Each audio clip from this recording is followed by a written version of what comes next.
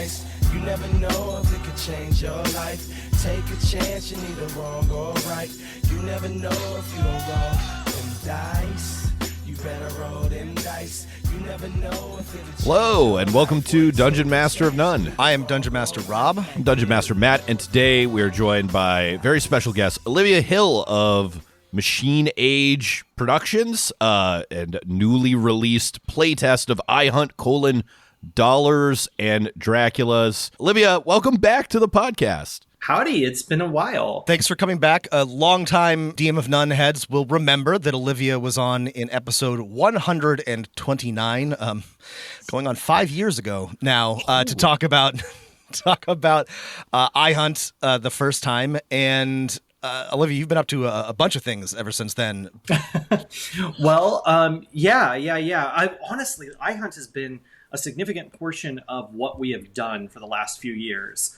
And most of the things are sort of branched off of that. We have a few other sort of like truly independent projects from that. But for years, we were supporting iHunt with regular zine material, about a 20-page zine every month for about 3 years. We ended up with about 40 of those, 3 whole books full.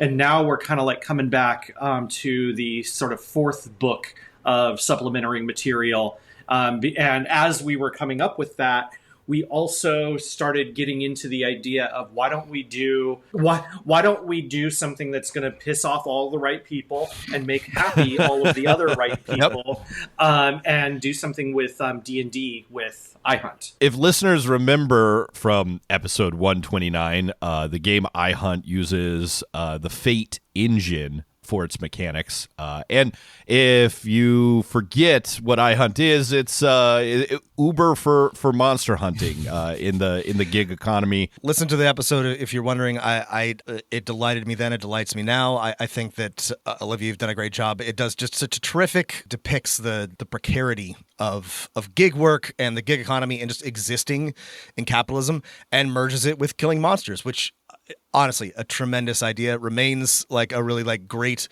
concept. And a lot of the all the zines you put out have been great. There's a ton of supplemental material. We'll link the Patreon so you can go take a look. But you were putting out a zine pretty regularly for a long time, and they're all great supplements to the core idea. Correct me if I'm wrong. There was a TV show in production for a while. Okay, so sorry.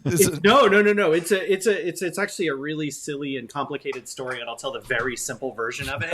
Okay. So the sort of the TLDR is whenever I came up with iHunt, I was in Japan with my family, and we released it. Everything was going okay, and then COVID hit, and then basically we had to leave Japan. And fortunately, iHunt was doing well enough that we were able to successfully move back to the United States. And whenever we landed, I'm from California, and I had some friends there that worked in television on some shows like Star Trek Discovery and stuff like that.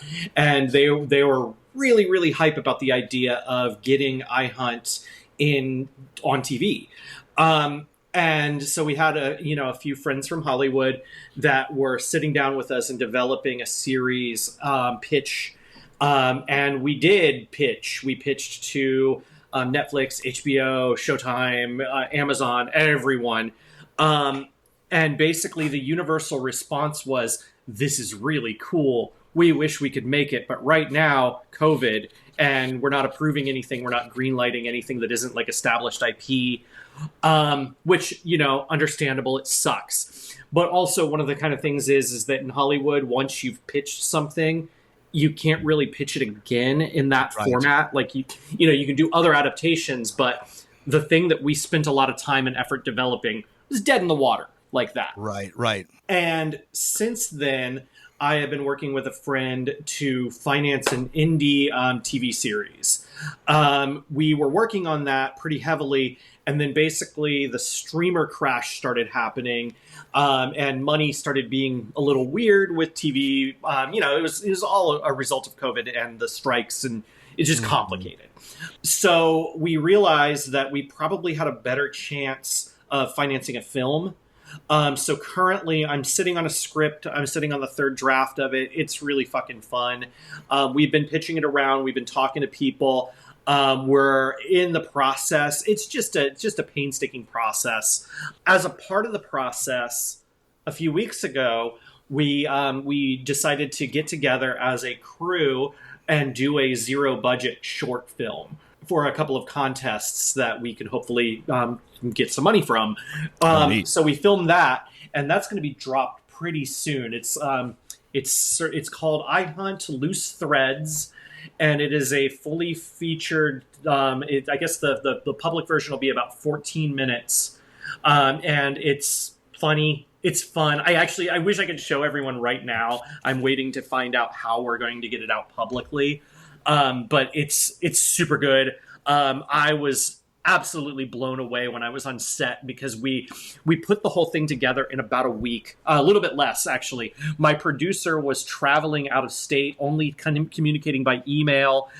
He put together a whole cast and crew, and then over the weekend, Saturday and Sunday, we filmed the full thing, and it was way better than I ever expected. It was like better than it has any right to be. Our talent was just phenomenal.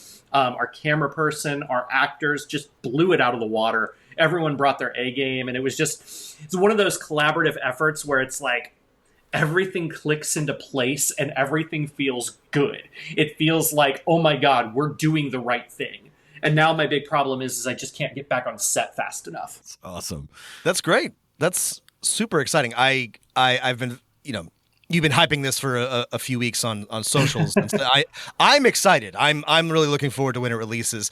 I have said before I love the iHunt vibe and aesthetic, and I'm sure that like whatever you've come up with will be funny, and I'm super excited about it.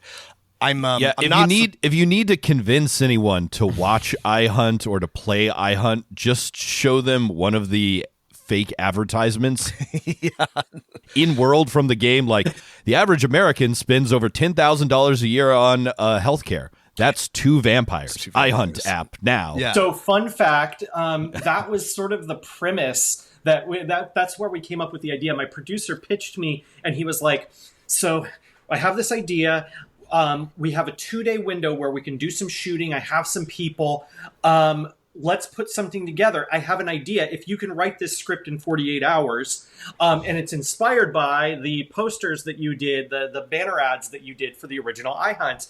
And he was like, so I have an industrial printer, and I was thinking, what if we did some of those, redid those as posters in the back of an iHunt HR office, where we are interviewing iHunters for their testimonials to try to sell it to new workers and to do their like training videos and stuff like that. So the first half is in an office environment, and it's three interviews with 3 iHunters that are completely different.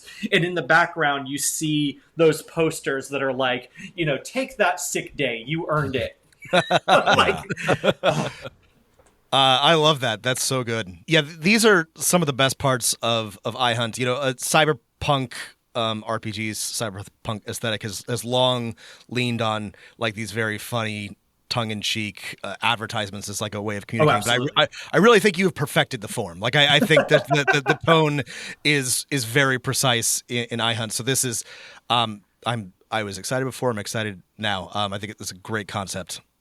Well, that whole advertisement angle, honestly, is because of Fiverr. I was just going to say, was this because of that nightmarish like Fiverr ad? What was it like? The one that's like, you don't need to sleep. You don't need to sleep. That's why I was like, yes. Yeah. Oh my God. Holy shit. It's like they're advertising. Oh my God. He admitted, yeah. Oh my God. So I saw that, and I've been trying to emulate that, and I've been trying to hit that. But the thing is that if you try to satirize that, it feels unbelievable. Right. It's very hard for me to say, no, an HR department or a public relations department would have put this out. But Fiverr did. They're the kings. Yeah. Actually, Philomena is saying, my partner is saying that she thinks that Fiverr actually came after the first few of ours. And that's why I had to up my game. I remember when Breathed of heaven that into existence, perhaps. Oh my God. Yeah, that's right. Yeah, did you? All the time, people are doing that. Just the other day, there was a thing.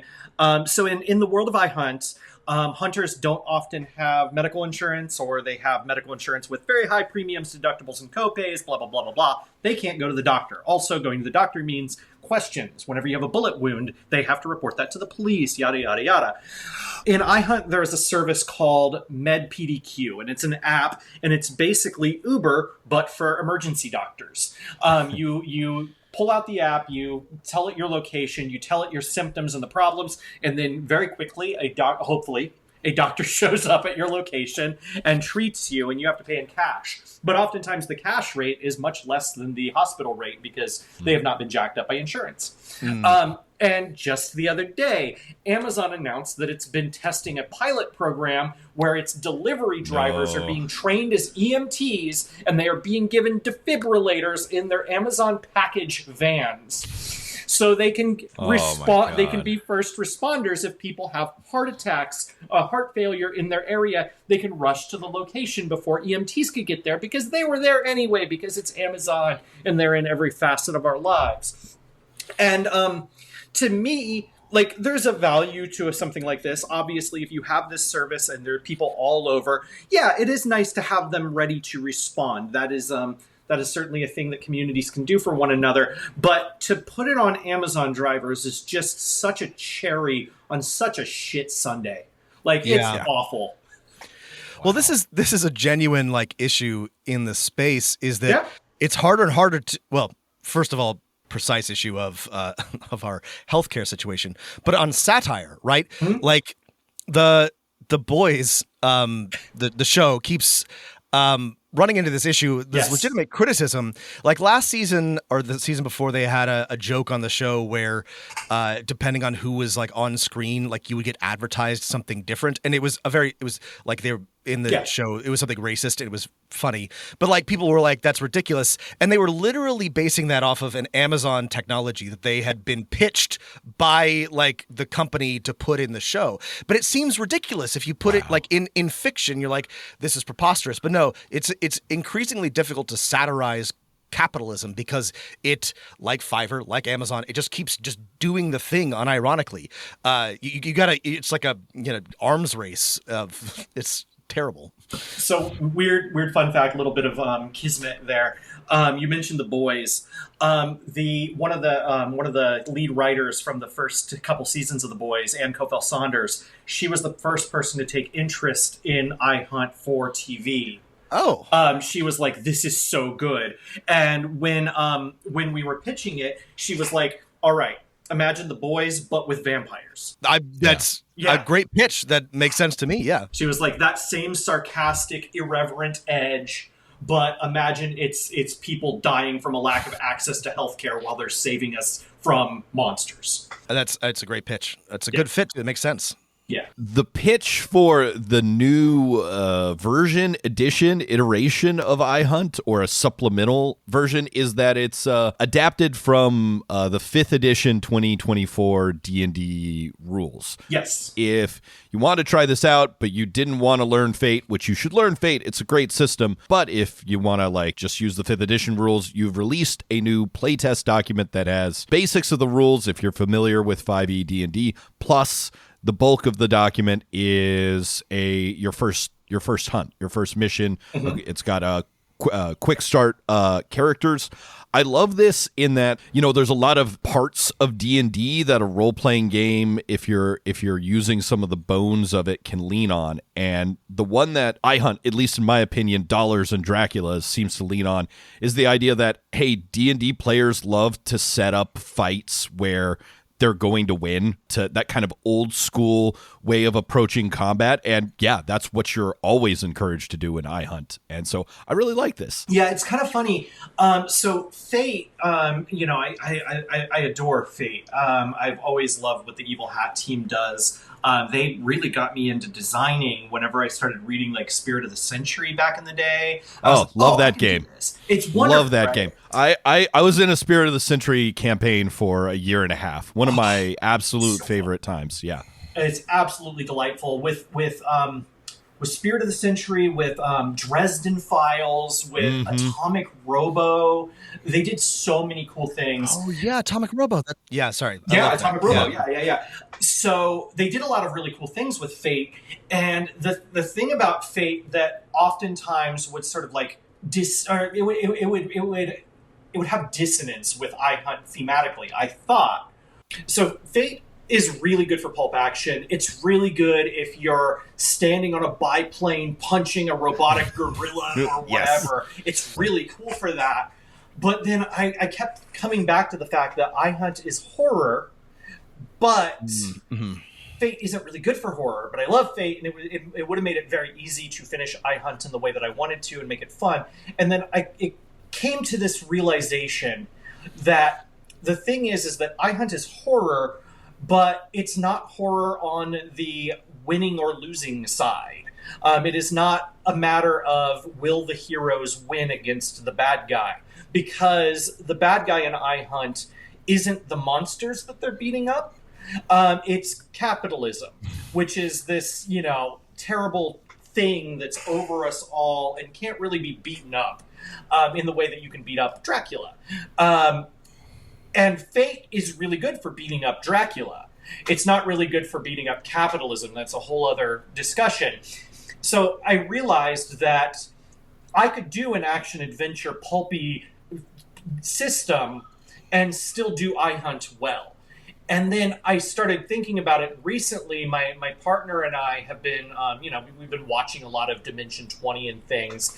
And we're like, the dungeon model of D&D it's fun. It's a thing. But I think a lot of people now have sort of adapted their perceptions of what D&D is into a much more sort of like controlled and designed skirmish game.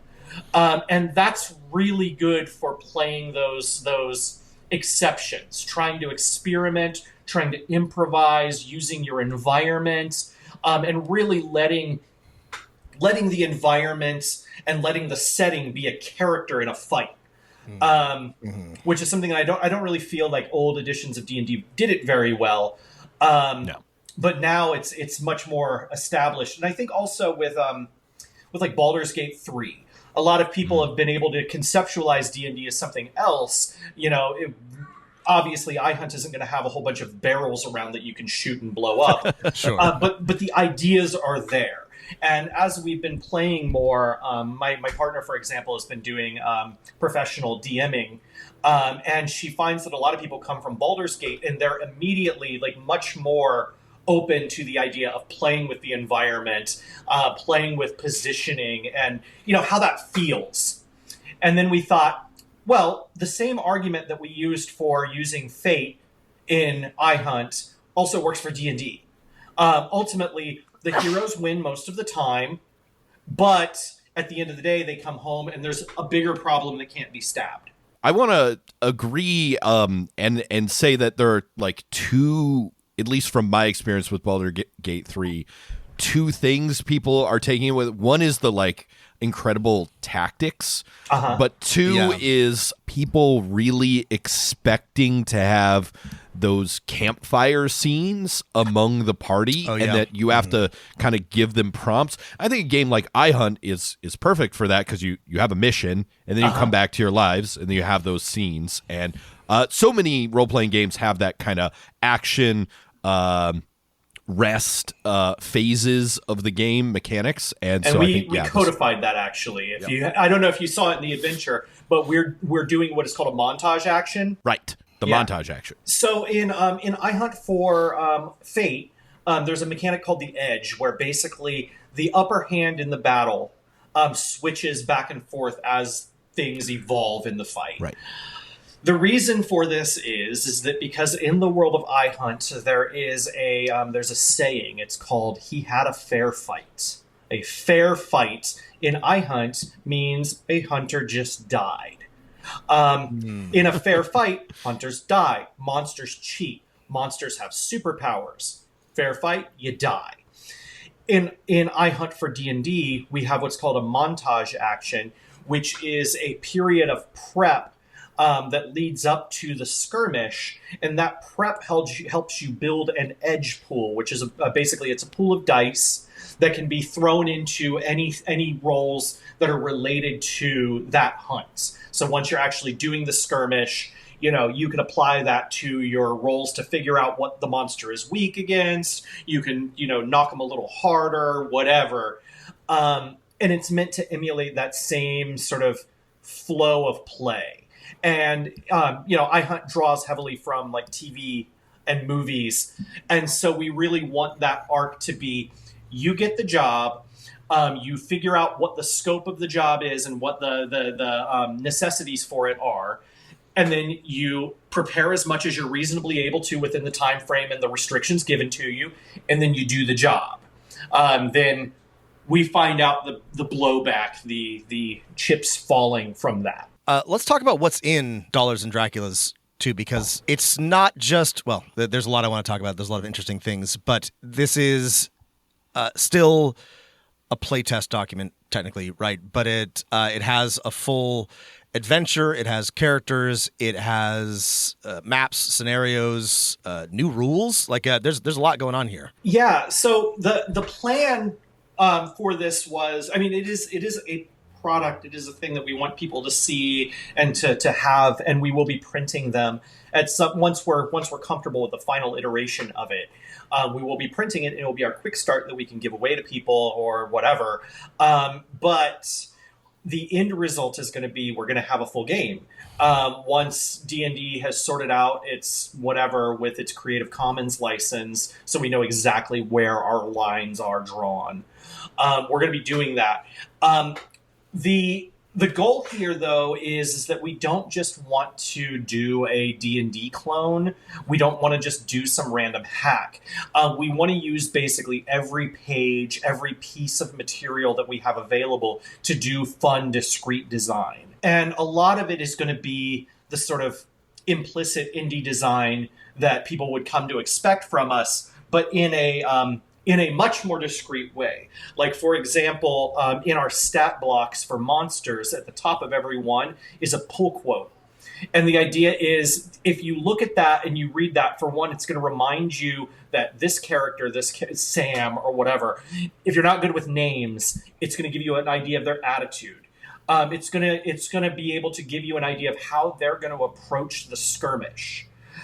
You're going to know if they're a coward. You're going to know if they're ballsy. You're going to know if they're belligerent, whatever. And you're going to get that idea from that. It also will help as an improv tool for DMs who are not entirely sure how to handle 8 people on the field.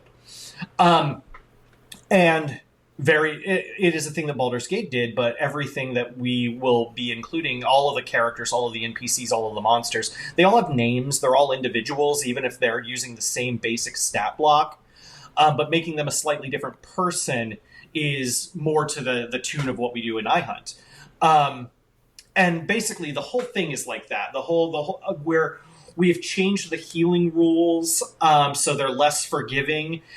We don't have a lot of healing magic and stuff like that. There is a little bit of magic in the game, but you can't just cure wounds.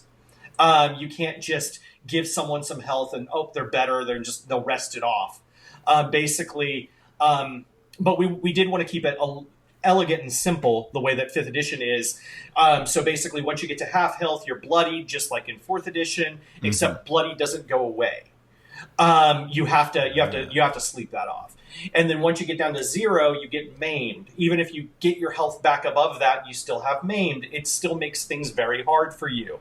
And that's probably going to require some time in an actual hospital or with an expert who really fucking knows what they're doing.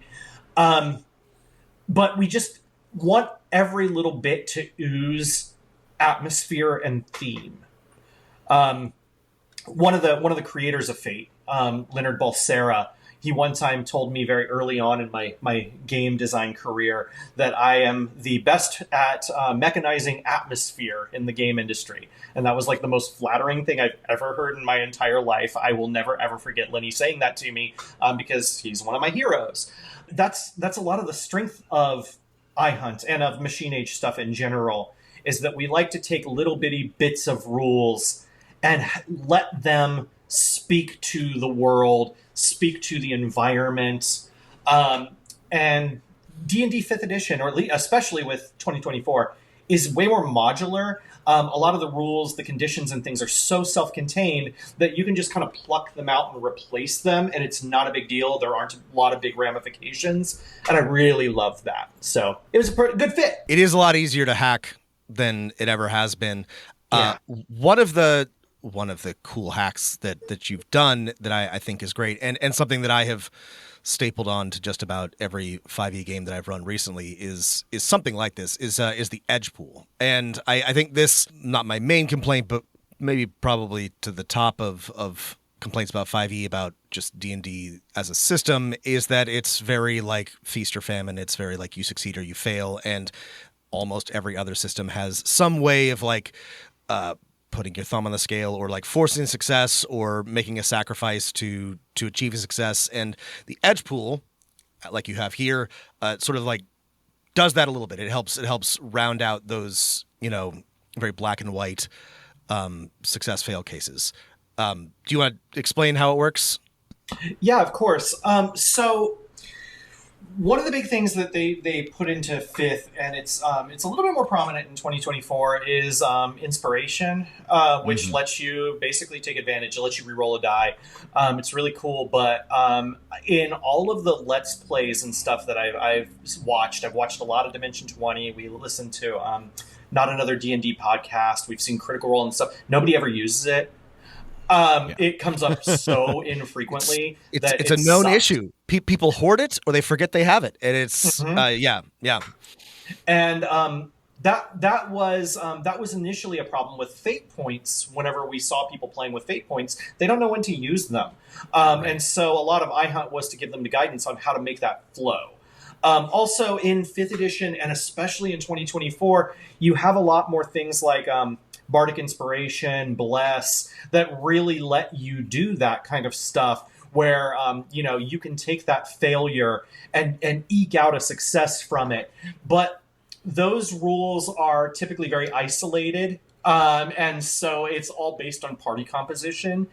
Whereas with our system, the edge system, it's tied to the montage, where basically you put in the prep work, you do some leg work, and you have this set of dice. In the playtest, I believe they're all D4s, but the idea is it's going to basically be scaled on the DC. I think it's been a while since I've looked at what our notes are, but we're going to scale it. So at like 10, it'll be a D4, 15, it'll be a D6, etc. and so far every 5.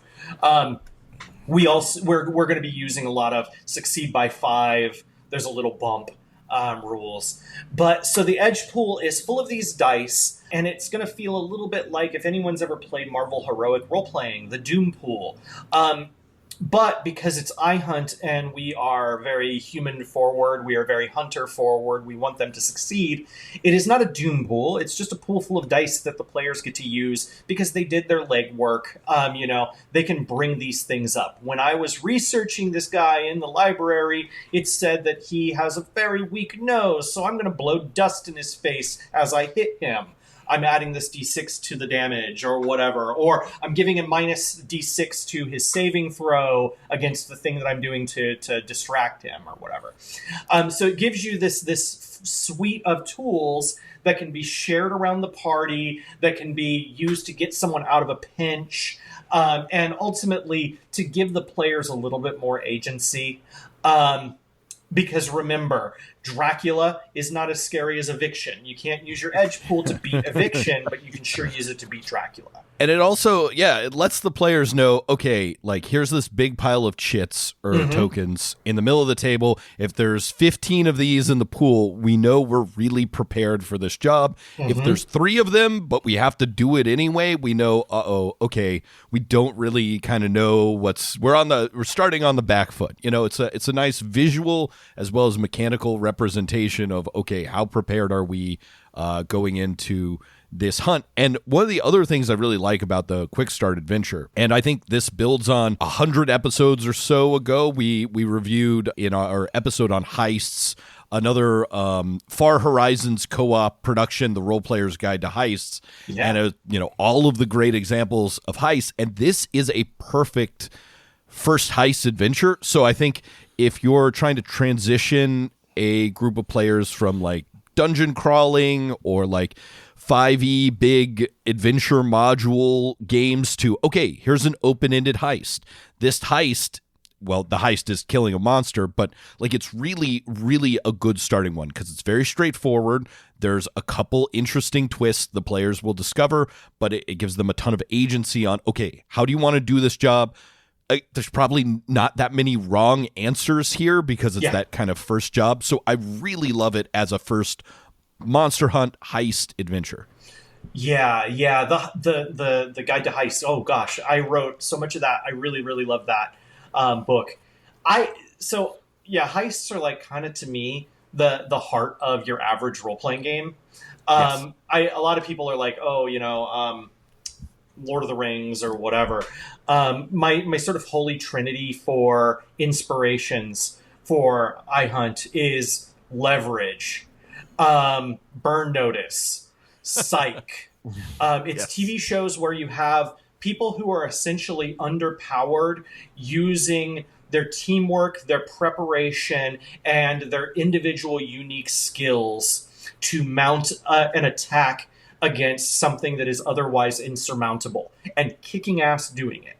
That to me, that's the average role-playing game, the average action-adventure role-playing game. At least when I'm playing, that's how it ends up being. So why not write something to support that? And thank you. That's absolutely like, what a good catch. that is so intended by what we do. And it's funny because it's so tied into the Guide to Heists that we did with Far Horizons a million years ago.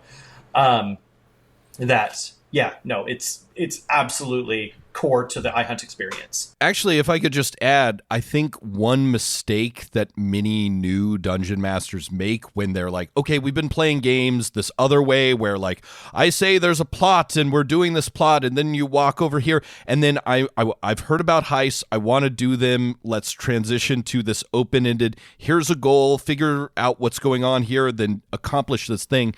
They create a really complicated, bank or thing with all of these moving parts. And I think spoilers for the adventure here, right? The adventure is there's a shitty ranch house in the suburbs with a dirtbag Dracula, a sort of an asshole lazy vampire, and he's got a nest there. And like there's a bunch of things you can find out about that, but it's simple. It's a place everyone knows, a house. And there's a million ways in, and there's a vampire in that house. Kill it. The players will provide the fuck-ups and the cool ideas and the drama to make that heist interesting. Start really simple. Absolutely. So for those who haven't seen the adventure yet, one of the things that we did for the location was I took an old... I believe it was like a Sears model home catalog from the 50s. And I tore it apart. I rebuilt one of the houses from it. I made it so it fits a battle map. But I took their brochure and I just used it pretty much as is. I changed some of the numbers and things.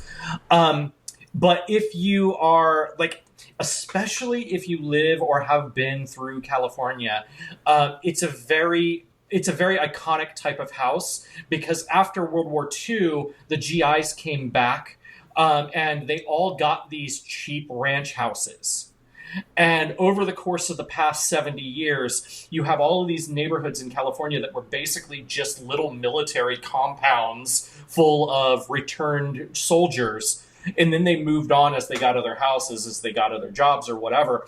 And so all over you have these neighborhoods of these former military houses that all basically look the same. They all came out of a catalog. They're all single family ranch homes. And so it's very evocative for someone who's been there, but I think it's simple enough for someone who hasn't. It's a simple room. It's a little 3-bedroom. It would be considered a cozy, tight 3-bedroom for your average family. Instead of doing the bank vault, we just had a bunch of points of interest and things that can get fucked up. Philomena has been doing the encounter and basically the map design, and that's like it's my favorite part because I get to see that and I'm like, oh crap, that's so fun. And then we play test them and I get to see how it works. And oftentimes my silly ideas that I will come up with, my ridiculous heists, she will already have some things in there that we can just grab onto. The big sort of inspiration from a design perspective there is the first time we read Gumshoe. Gumshoe, I believe the first Gumshoe game I read was Mutant City Blues, but the Gumshoe system is really cool because you don't really prep the mystery, even though it's a mystery-based game. You're doing these detective stories, but you find out what the clues are by how the players roll. The players will make a roll to find a clue, and if the answer is yes, they found a clue, then whatever they were looking for, that's a clue now. That's a part of it. Find a way to make it work. And I really like that sort of like you've got the sort of sandbox there, and it's up to you to figure out the continuity of that adventure from it. And it's basically based on how do the players encounter it, how do they engage with it. In my playtest, I found out that our hacker found out that the monster was sleeping in the northeast room during the day. So I drove up to the back alley and I burst out the window and just started throwing fireballs at him from inside the window. And that wasn't the initial expectation. The initial expectation was you'd probably have to go through the front or one of the sides and interact with the other servant vampires. But we dealt with them afterwards. By the time that we got to them, the main guy was pretty much torched. Awesome. Olivia, have you seen... I'm sorry, bear with me. Day Shift, Netflix movie? Okay, so fun fact. We were pitching iHunt to Netflix. And then about 6 months later, after they turned us down, Day Shift came up. And we were like, oh, I see. They have Jamie Foxx, and that's why they have it, and we don't. Yeah. But yes, we're very familiar with Day Shift. You're very familiar. Okay, I didn't think it was very good. I did watch it. It was fine. And when you were talking about the inspiration for the house, and I one of the things I did like about Day Shift is there's a couple of action sequences that take place in a very California type of house. Like it, yeah. Like one's a shitty like McMansion. I'm like, I have been in that house a dozen times. Again, not a very good movie. Snoop Dogg's in it. Dave Franco, the other Franco. But kind of like a bad version of iHunt.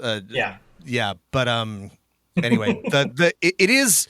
I do like you like setting it in like a specific type of place, right? Like really like centering it on a familiar location. I know the type of house that you were talking about. It's I think a sense of place is very important. What I really like about Dollars and Draculas and what I really like about iHunt. I wanted to circle back on something because I really liked it. You have a bit of advice, and there's a lot of great advice in this book, by the way. Mina gave so much good advice. Oh my fucking God. If you want to read it, you should read it, but even if you're not planning on running it, there's a lot of really good advice for how to run the game and all sorts of things. But specifically with this is great advice. What if one player is spamming the edge pool and using up all the dice? I don't know, comrade. Don't play with shitty players. I guess you can set a limit, like each character can only take one D4 until everyone has taken one. Then they can take a second, like group dinner. Or you can say that the player doesn't use the D4 themselves, but gifts it to another player in a cool moment. Actually, I like that idea. It might end up being the default test documents. Anyway, this is good advice. This is something that we get asked a lot. Like, how do you deal with somebody doing, like, abusing some part of the system? And, this is... I liked this paragraph a lot because, truthfully, a lot of the time the answer is just don't play with shitty people, or like if they do that, tell them not to do that, or come up. I think a lot of older RPG writing like tries really hard to like make sure that there's absolutely nothing that can be abused by players, which is my God, a great way to drive yourself insane and then fail. And sometimes the answer is just like don't let them do that. Tell them not to do that, or just don't play with people who are going to do things like that. Anyway. I have fallen into that trap before in my life. I have tried to design for bad faith, And I do the You same have to thing. design It's- for good faith. Yeah, I do the same thing. It's you're afraid, right? You don't want somebody to take advantage of your system or like you know what you've designed, but you'll drive yourself nuts doing that. So I was working a million years ago. I was working on World of Darkness with Onyx Path and White Wolf, and I was working on what amounted to the second edition of the newer World of Darkness stuff, the Chronicles of Darkness. And when I was working on the rules fundamentals, one of the things that I did is I organized a big, huge play test of the rules that I was doing with about 200 people and a whole bunch of tables of 5. And what I was doing is I organized a whole bunch of tables, and I would jump from table to table and just sort of like get the vibe, get the feel, see how things were going. And one of the things that I came up with was instead of basing experience on like the things that you afterwards, after the game is over, you sit down and you're like, who played well? You know, what did you learn? What did you accomplish? All of that stuff. Just the fucking A choice boring shit. I made it so like when you fail, if you want to turn that into a catastrophic failure, you can take it a point. When you are being coerced to do something that you don't want to do, if you decide to just do it anyway, you don't even have to make a roll, you take a point. It felt a little bit more like almost like Apocalypse World, where you're being rewarded for taking suboptimal choices. This went really well. One of the things that it did was it helped people get out of their sort of like wallflower phase. We had so much engagement at these tables. We had so many shy players who were stepping up, and they're like, well, I want my experience point. I'm going to do this shit. I'm going to go follow this rake. And it was fun because everyone was flawed. Everyone was breaking. Everyone was hitting their limits, whatever. And it was cool. Everyone was engaging. Once I put those rules into the rules document, one of the other designers was like, well, but that's going to lead to unequal experience. And what about the player who's like really bombastic and they're just going to spam these things and get all of the points, and they're just going to do disaster here and there, and it's going to destroy the game and derail it. I was like, I don't care. Don't play with that person. Right. And they ended up putting in as an alternate rule, they ended up putting in that basically the points that everyone gets go into a communal pool that gets split at the end. And it was funny. That ended up getting transferred into like the actual rules. It stopped being an optional rule and it ended up being a core rule. I've had so many people from that playtest session come back and be like, Olivia, why did you change that? Why it got me to stop being shy. It was the first time I felt really comfortable at a role-playing tables. And I was like, it was not my choice. It was not my choice. When you're designing rules, I think, at least, like I'm not the Svengali of RPGs or whatever, but I think that you should be looking at the rule and asking, is the edge case, is the exploitation case of this rule a game problem or a social contract problem? If it's a social contract problem, then you need to address that in a different way. If you just try to over-design your game to the point where it can't be broken, for one, you will not succeed. Yeah. Good luck. I am that kind of player. And if you try to put me in a fence, I will break out in the most glorious way. There will be explosions. It will be awful. Everyone will tell stories about it for years. But just don't do it. Don't bother with it. You know, and actually 24 D&D, even if fucking acknowledges this. It's like, you know, what about the player that says that's not how physics works? It's a game.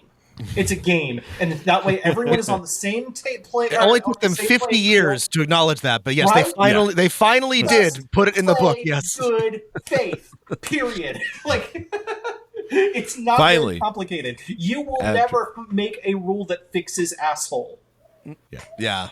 After 50 years, D&D has stopped designing for the lowest common denominator. The worst player person. You could even the worst person I think anyone could ever imagine is often how their games were designed. And it's absolutely. And you could see it every time they put out errata, every time they put out an addenda or a new class. You see it and you're like, oh, some asshole ruined this for everyone. It's also this sort of design I find it makes me weary. In that, like, if you're just a regular player or a DM reading the rules, and there's all these if, thens, and buts and caveats that they have to put into the text specifically to prevent some sort of exploitative behavior, it just makes rules unfun to read. Absolutely. Yeah, that's a good point, Matt. One of the problems with it is that not only does it not work, but it's really boring. It makes for an unpleasant rules document, which is a chore to get through. And I mean, if you've read any of my games, you know that I try not to make them boring. Like they're very fun to read. Entertaining. Yeah, a lot of people don't play games, and that's fine. Like they read them, and that's okay. But for those players, I want to make for sure that they have an opportunity to enjoy themselves. That way, they're not just doing homework. And for the people who are reading the rules, I like to make them interesting and memorable, because when you're at the table, it's one thing to look up like the damage rating on your weapon, but if you remember the silly bullshit that I said by that, you will probably remember the rule better, or at least you can adjudicate it better. I agree. I absolutely love, speaking of just reading rules, iHunt Dollars and Draculas. I'm running the quick start adventure at a bar in 2 weeks, so I'm very excited about that. So I hope it goes well. I know it will go well because no one at this game night is running anything but D&D, and so I'm like, all right, well, they've all played D&D, but what if you killed vampires in Southern California? Vampires, yeah. They're gonna love it. So check it out. We'll put a link in the show notes for this quick start. I have a random question that we can cut if you want, but since we were talking about getting a TV show based on a role-playing game made, and you're a veteran of White Wolf Publishing, when you were working for White Wolf, like, was there any sort of office company lore about how the 1996 Fox television show Kindred the Embraced got made? Okay, so the entire time that I've been there, it has been 100% remote. They literally, like, the first book that I got was the first assignment I got was right when they were closing the Georgia office. And going to full remote, but we did talk a lot with the people. The thing is about the TV show, I don't think there was much room for lore in that regard, because it was very, like, hands-off. The way that TV works and the way that Hollywood works often, or especially in the 90s, was much worse then. They were just doing their own thing. There were technically approvals that had to go through with White Wolf, and they had a liaison, like a media liaison for that. But I don't believe there was ever any real issues, like any real conflict, because it was all very wham bam. The way that TV is made, it's like they're going to script the day, or they've got script and they're going to film like the next day. Sometimes they're making last minute changes, so there wasn't really any room for interaction with the studio. And I mean, gosh, anyone that's seen the show kind of knows that, like, it was tangentially involved with the property. Like, there was never going to be any real meshing because it was impossible to coordinate. Matt is one I'm of, obsessed with this show. A dozen people who remembers this television show. I remember it. It was wonderful. It had Kelly Rutherford in it, and Yes. she was in Briscoe County Junior. So Oh yeah. Which is the show I'm obsessed with. That's a good show. I still haven't actually seen Kindred the Embrace. We're saving it for a Patreon episode at some point. I'm so sorry. I'm not. I have seen an okay Olivia, vampire I have watched show. so many terrible worse things for this podcast. I'm sure it's not anywhere near I'm sure it's not as bad as the D&D straight to DVD sequels, which we watched. Oh God, no! I can only imagine. Will you tell us a little bit about? Again, you've been pretty busy in the last few months, but you put out this zine, and I'm struggling a bit to describe what it is, but Morning Again in America, and it has a terrible picture of Reagan, and it's full of great stuff. Like, it's a terrific, ripping depressing read. But what was your inspiration behind this? Okay, so Morning in America is well, of course, the title comes from Morning in America, the Reagan campaign ad that is oftentimes considered the best campaign ad of all time. It was started our downfall as a country and as a society. It was like the great. I mean, he fucking blew out that election. So oh yeah, it speaks very poorly of us, but it was maybe the greatest campaign ad ever in American history. It is from the perspective of someone who wanted to win elections. It's phenomenal. Like even if you, as long as you don't already have an idea of how bad Reagan was, you watch it and you're like, this makes me feel good. That's right. And you don't really think about the between the lines stuff. Yeah. But so I wanted to do more zines, but so the zine collections that we have done so far, one of them was just like sort of dealing with the chaos of the world because it was right at the pandemic. And then we did ones based on like inspirations and things that we drew from for iHunt, from Hellraiser to weird internet horror. And then we did one that was all predicated on eras of the 20th century. And the way that we had done them, we would do between like 6 and 10 zines that were all sort of tied together, and then we would put them together in a book. And now we are in a situation where we've done those big things, where we have 6, 8, 10 ideas that we can do for these zines. And I realize that right now what we're kind of dealing with is such a comprehensive, weird, broad societal shit show that I wanted to do. I've heard it called the polycrisis, which I'm coming to like as a term. Yeah, omnicrisis even. Yes, even better. So iHunt is a story of sort of hyper normalization. Everything is just a little bit worse than it is for us, but not really. It's actually about the same.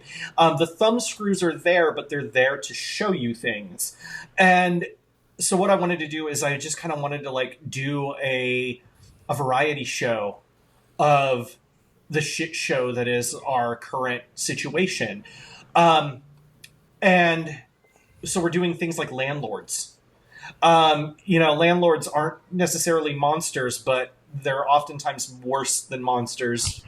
You can't just make them disappear the way that you can do with a zombie.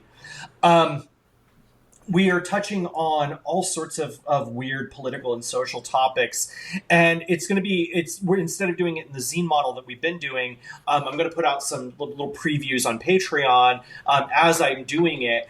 But I really want it to be a cohesive whole, despite being a very chaotic cohesive whole. And yeah, so I am drawing. I'm basically just doing a whole bunch of material that's drawing parallels between the era when I was born, when Reagan was in power, to now, and just showing all of those cyclical things. I've been listening to a lot of classic punk. I've always been a big fan of classic punk and California punk specifically. But like you listen to a Dead Kennedys record from the 70s.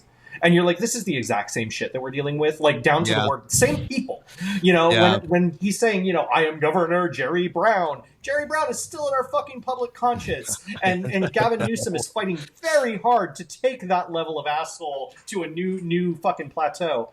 Some of the faces have changed and some of the names have changed, but it's just Reaganomics again. And I think that's dystopian.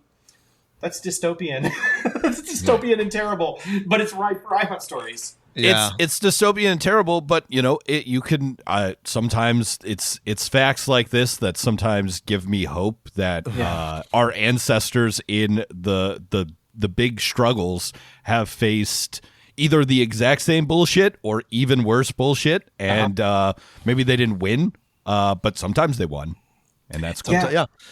I mean, it does. I mean, I do gain some strength and inspiration from the same kind of thing.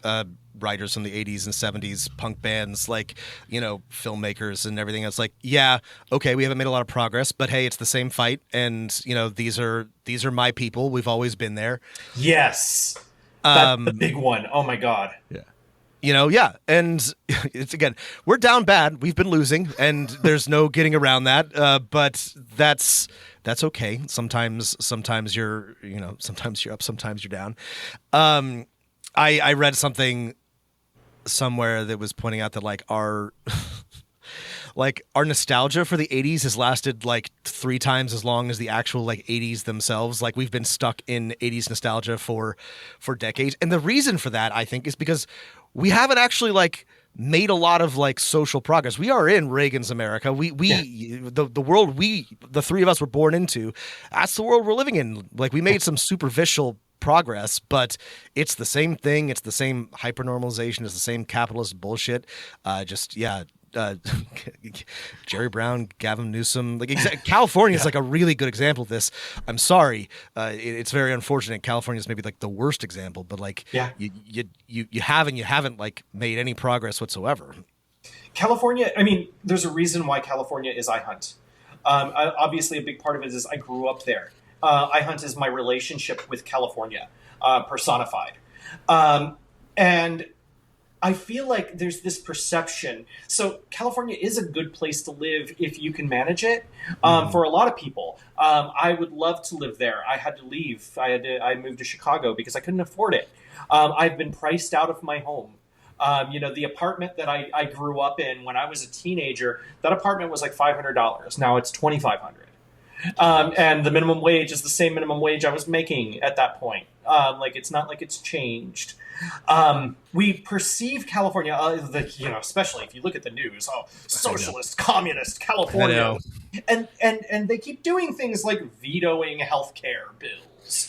And as the Californian, I'm like looking at this and I'm like, am I crazy? Like, am I batshit because you guys think that this is like some socialist utopia when in fact it is capitalism working as intended. Looking back at the dead Kennedys, looking back at, your Arlo Guthrie, Woody Guthrie, you look back at all of these old speakers, these writers, and it's validating. There's nothing more fucking like wackadoo to me than whenever people are like, the politician from 4 years ago warned us about this. Hillary told us Donald Trump was bad. Well, the part that she didn't tell you is that they're very good golfing friends, and that she went out with, she invited the Trumps to her daughter's wedding. They would oftentimes spend time on the golf course. There's so many pictures of them hanging out and having fun. If they're that bad, why are they all friends? How are you going to warn me about your buddy? You can't warn me about your buddy because obviously if you thought he was that bad, you wouldn't be chilling with him. Whereas I'm listening to The Coup, the rap group from the 90s. 1993, he was the only rapper at the time whose lyrics featured explicit references to Donald Trump being a very bad person that needs to be eradicated. You look back at these people and you're like, no, I'm not crazy for thinking it's bullshit that we're being told, we're just now being warned about Donald Trump, about Ronald Reagan, about whatever the fuck the problem is today. There have always been people who have been aware and who have accurately diagnosed the problem. Something's gotta break. And they thought something had to break. And the only thing that we're doing is getting closer to the inevitable breaking point. It's real interregnum hours. The old world is dying and the new struggles to be born. And it's been struggling for 100 years, unfortunately. But that is still the moment that we're in. Yeah. Yeah. The Coup and Boots Riley, like those tracks are the perfect needle drops. Will really get your players in the mood for a game of iHunt, so. If I end up getting the TV show or the movie, if I end up landing that movie, I am going to beg Boots. I want to run the guillotine during the credits. Yeah. If anybody would say yes, I think he would. I think he would. I think he'd be chill with it. Okay, Matt, anything else that we want to cover? Other than if there's anything else, Olivia, that you want to plug that Machine Age Dream Productions is doing, we'll put links in the show notes to iHunt Dollars and Draculas and the Machine Age Patreon if you are interested in checking those out. I believe Dollars and Draculas, the playtest, is pay what you want. Suggested price $10, so check that out. Honestly, the thing is, okay, for one, next adventure soon.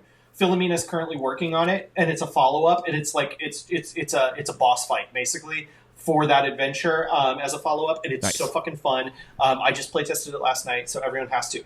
The thing is that I think that I would really like people to read it. I really want people to download it. Obviously, numbers are a thing and whatever, but I really want people to read it because I think we're doing something that is so adjacent to the D&D design space, but with a more modern acknowledgement of the game, the way that games flow. We're using a lot of little bits of advice, a little bit of flavor text here and there to really deliver on something that we've wanted to see in gaming for a very long time, and that we just haven't really found the right comfort zone for. I would say you're taking something like Dimension 20, the way people are playing the game now, or the way people want to be playing the game now, like they're watching that game, and designing from that starting point, which is super smart and cool. That's literally it. Like we have looked at the way that they do these set pieces in Dimension 20, and we actually pulled a lot of influence from it. Specifically in the Starstruck Odyssey campaign, there are a lot of really fun roles for the players where you're basically getting to do some like battle master stuff off stage. You can call in help. You can do all of this work.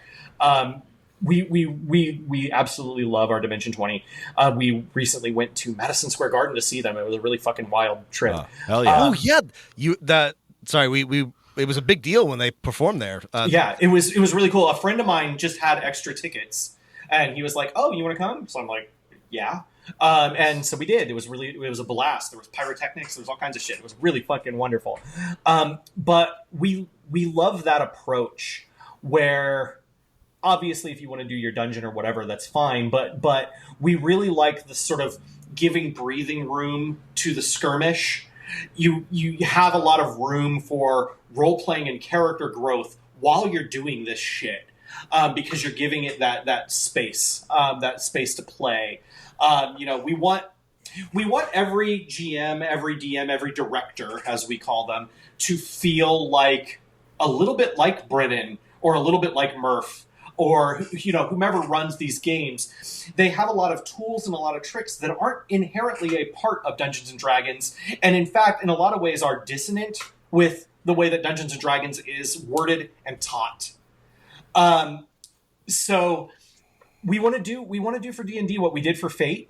So many people come to me and they're like, iHunt, I didn't like Fate. I thought I hated it, and then I read iHunt and I was like, oh shit, I get this. Yes. I get how this can be cool.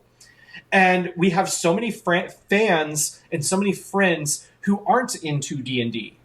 And we want to give them the opportunity to play around with those spaces and actually see what's of value in there instead of just throwing it to the side. There's a discussion that one of the members, I think it was Tom Morello of Rage Against the Machine, had in an interview a while ago, where they're talking about how they're working with something big. They're working with the record labels. They're making millions of dollars. They're winning Grammys or whatever. And, does this betray their punk sensibilities? And Tom was like, well, the thing is, we went to all of the shows. Like, we used to go and watch Black Flag. We used to watch, the Descendants and whatever. And, my go-to example is Propagandhi. They're one of my favorite bands, but nobody's ever fucking heard of them. And it's really nice to be full of a room full of punks who are all on the same page. They all know the system sucks. They all know that, things are burning, that we need action, we need community, we need all of these awesome things. But you're talking to the choir there. Mm-hmm. And when Rage Against the Machine makes a record and it goes platinum and it gets played on the radio, you have people who have never been introduced to communism, never been introduced to anarchism, who for the first time they're like, shit, this isn't okay. Like, this is not okay. And it's okay to be mad about it. Like, it's okay to be pissed. And I feel like in a lot of ways, iHunt for Fate is propaganda. It's fun.